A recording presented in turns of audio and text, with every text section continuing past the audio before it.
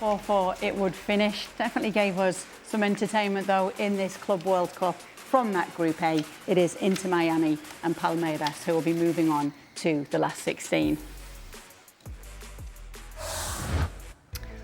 Okay, this is the front cover of Mundo Deportivo. In fact, Nico Williams has been on the front cover for a number of days over the last week.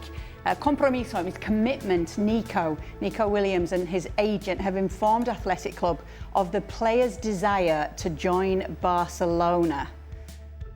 So now we talk about how this is going to work. Pulling another lever?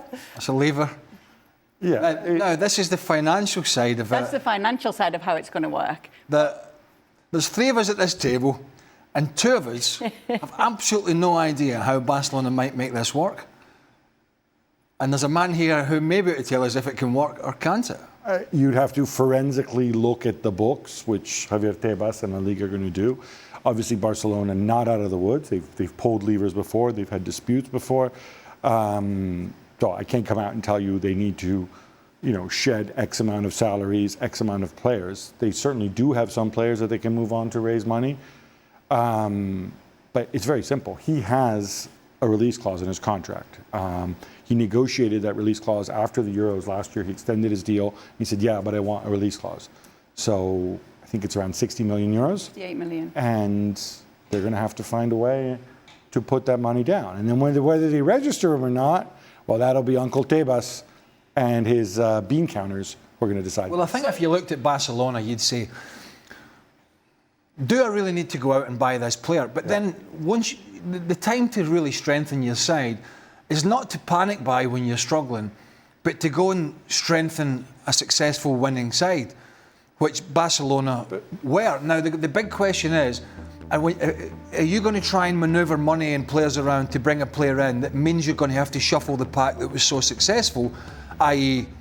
Nico Williams comes in and plays on the left, that means Rafinha has to move, the sort of dynamic changes, or are you going to go and spend this type of money just to beef up the squad? And let me answer this. You have needs. You have a center forward who's going to be 37 years old before the summer's out. Yeah. Logic would suggest... Well, he doesn't play centre forward very often. That's what I mean, right? So you're bringing this guy in so that Rafinha can move into the middle where, by the way, a year ago, you spent a ton of money on Dani Olmo, right? Got yourself in trouble with the authorities over that one. You still have poor Gavi, who, was supposedly Barcelona's most important player 2 years ago and then never been the same since his injury, but obviously he's a club asset. So how are you... Oh, and you have Fermin Lopez, who everybody seems to forget about, but is perhaps your most consistent guy. You've got 3 other number 10s, right? So this is, if we are... Did you say Fermin Lopez? Yeah.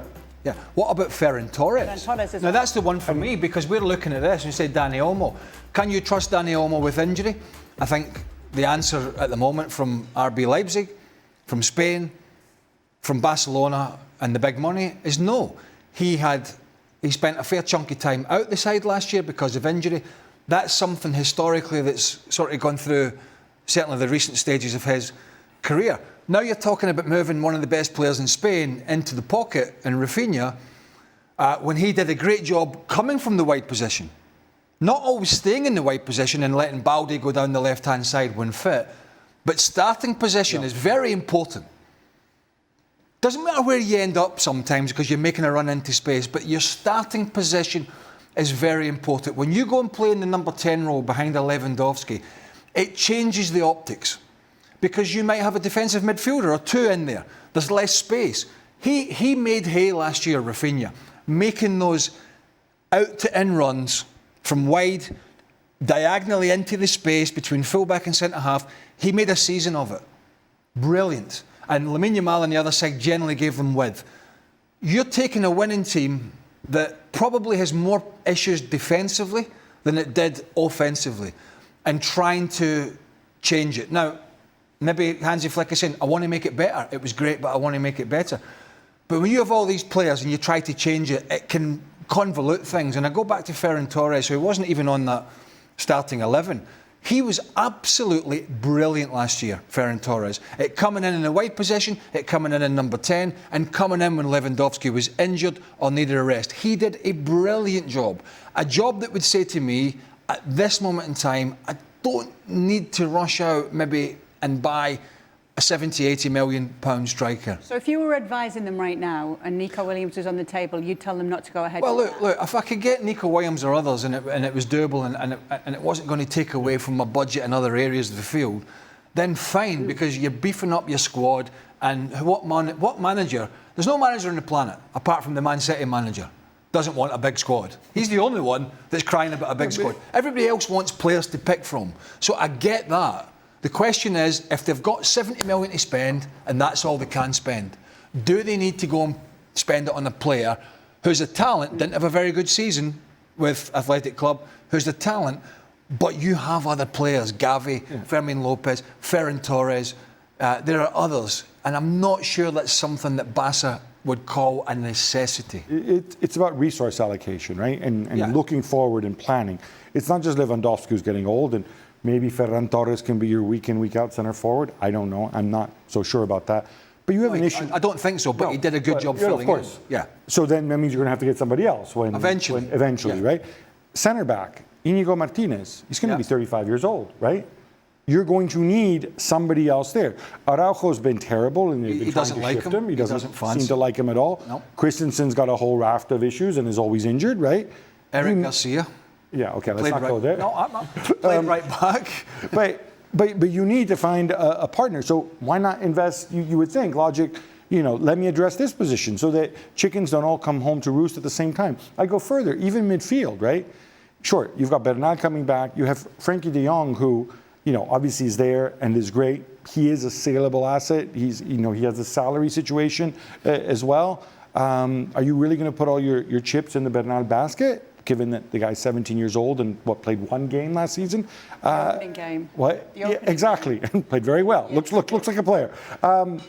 So this seems to be like the least of your needs, and I find it very surprising. And I would genuinely love to know how on board with this is Flick. Does Flick have some other plan? I mean, is he thinking of playing Nico at fullback and then you move Balde to right back and move Jules Koundé inside, do something fancy, funky like that? I don't know. I mean, Nico did play fullback early, very early on when he first came up.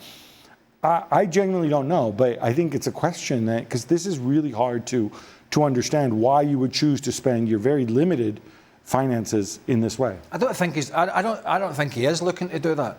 And I think I don't think so either. And I think it does beg the question whether he's on board with strengthening this part of the team rather than the other parts of the side. This was a back four that was very difficult to get in tune with last year. It played off. When you come into this side, you had to be on the money because you were squeezing up fast, you were playing offside, and you had to be playing as a unit. So I don't think he's going to move Jules Koundé. Balde's not going to shift when injured, and Pau Cubarsí was brilliant as a youngster.